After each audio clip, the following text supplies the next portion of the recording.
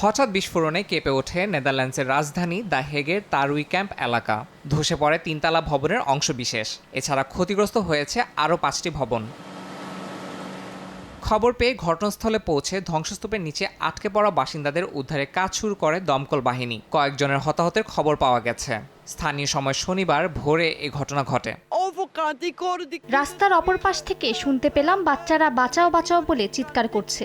আমার প্রতিবেশী সেখানে গিয়ে বাচ্চাদের সাহায্য করার চেষ্টা করছিল, তবে বাচ্চাদের কি হয়েছে আমি কিছুই জানি না।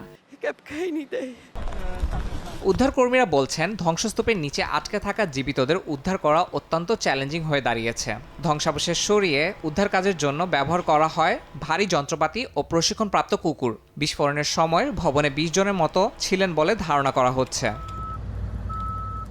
বিস্ফোরণের সঠিক কারণ এখনও জানা যায়নি। ডাচ পুলিশ জানায়, বিস্ফোরণের পরপরই একটি গাড়ি দ্রুত গতিতে স্থান ত্যাগ করে, যা তদন্তের একটি গুরুত্বপূর্ণ দিক হয়ে উঠেছে।